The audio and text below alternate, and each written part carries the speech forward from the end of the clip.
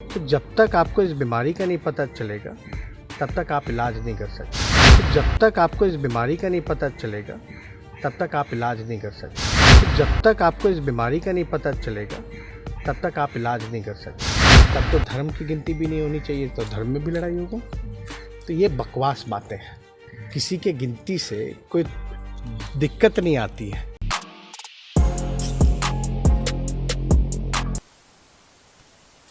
दिल्ली जाते ही नीतीश कुमार के साथ साथ तेजस्वी यादव के भी चेहरे पर रौनक आ गई है और बड़ी ऐसी बातें हैं जो बदलती नज़र आ रही हैं। आपको बता दें कि एक डेलीगेट दिल्ली गया हुआ है प्रधानमंत्री नरेंद्र मोदी से जातीय जनगणना पर बात करने, लेकिन उससे इतर राजनीति जम करके होने लगी है। तेजस्वी यादव ने जो अपनी बातें कही हैं उन बातों को आपको ध्यान से सुनना चाहिए, क्योंकि उन्होंने बहुत सारी ऐसी बातें कही है। उन्होंने यहाँ तक इलाज की भी बात कही है। क्या इलाज, क्यों इलाज, किस तरह का इलाज करने की बात कर रहे हैं, ये आप जब उनकी बात सुनेंगे तो आपको स्पष्ट हो जाएगा। लेकिन इतना तय मान के चलिए कि दिल्ली में नीतीश कुमार और तेजस्वी यादव जब विपक्ष के साथ साथ सत्ता में बैठे लोगों को भी, जो कि भारतीय जनता पार्टी के प्रभाव और प्रभुत्व से आज़ाद होने की कोशिश कर रहे हैं, छटपटाहट है उनकी। जैसा कि आपने देखा भी होगा कि किस तरह से मुकेश सहनी के साथ उत्तर प्रदेश में हुआ, और ये सारा सब कुछ उत्तर प्रदेश चुनाव से ठीक पहले हो रहा है। इसका मतलब आप समझ सकते हैं।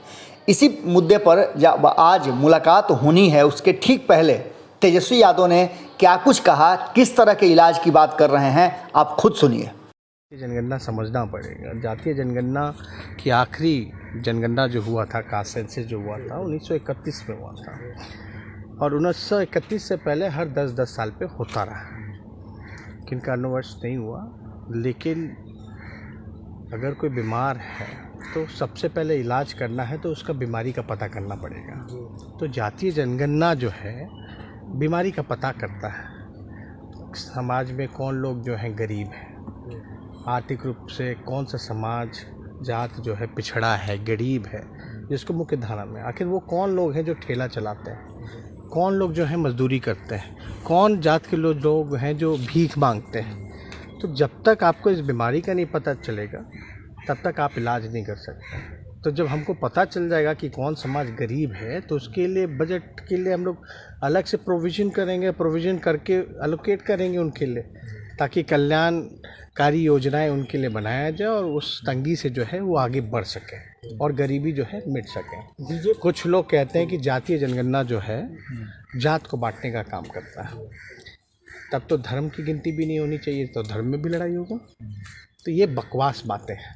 किसी के गिनती से कोई दिक्कत नहीं आती है, बल्कि हमको तो पता चलेगा कि संख्या क्या है, कौन लोग क्या है। लालू जी ने काफ़ी जाति जनगणना के लिए संघर्ष किया, और यूपीए के समय भी, उस समय जब जाति जनगणना पार्लियामेंट में 2010 के करीब जो है भाषण भी दिया था, मांग भी की थी कि आर्थिक, शैक्षणिक और जातीय जनगणना होनी चाहिए। उस समय गिनती भी हुई थी, लेकिन 14 में आने के बाद बीजेपी के लोगों ने उस पर पब्लिक डोमेन में आने नहीं दिया गया।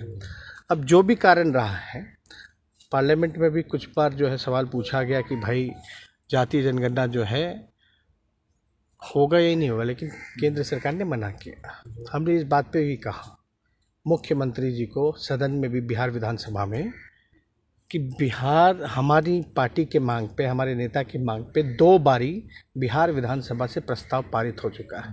प्रस्ताव पारित होने के बाद 2 बार हम लोग बैठे हुए हैं। डबल इंजन की सरकार है। मुख्यमंत्री जी भले ही हमको आपके नेतृत्व में जाना पड़े, चलिए प्रधानमंत्री जी से मिलने। मुख्यमंत्री जी भी हाथ पे हाथ धरे बैठे हुए थे। कुछ गाड़ी तो बढ़ नहीं रही थी प्रस्ताव पारित होने के बाद। तो हम लोगों की मांग पे मुख्यमंत्री ने प्रधानमंत्री से समय मांगा।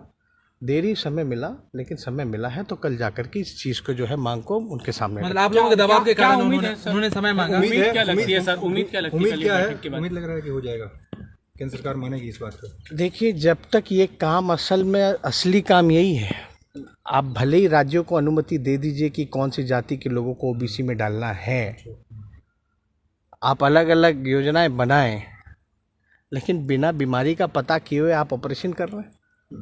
पहले पता तो चल जाए कौन बीमार है और क्या बीमारी है, तभी तो अच्छा इलाज हो पाएगा। तभी तो असल जो कारण है गरीबी मिटती क्यों नहीं है।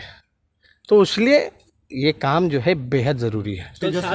आज या तो कल ये होना ही है, इससे बेहतर आज हम करें। अगर ये वीडियो पसंद आई और वह बिहार के राजनीति और बिहारियत से सरोकार रखेनी तो सब्सक्राइब बटन दबा के चैनल के सब्सक्राइब कर ली। ओजे एगो घंटी बा, ओकरा बटन दबा देला से कुल सटीक और मारक खबर रुआ मुफ्त में मिल जाई। अगर रुआ पत्रकारिता के हमनी के नया प्रयोग में सहयोग कर चाहतानी तो ज्वाइन बटन दबा दी। पेटीएम नंबर नोट कर ली 9386816700। धन्यवाद।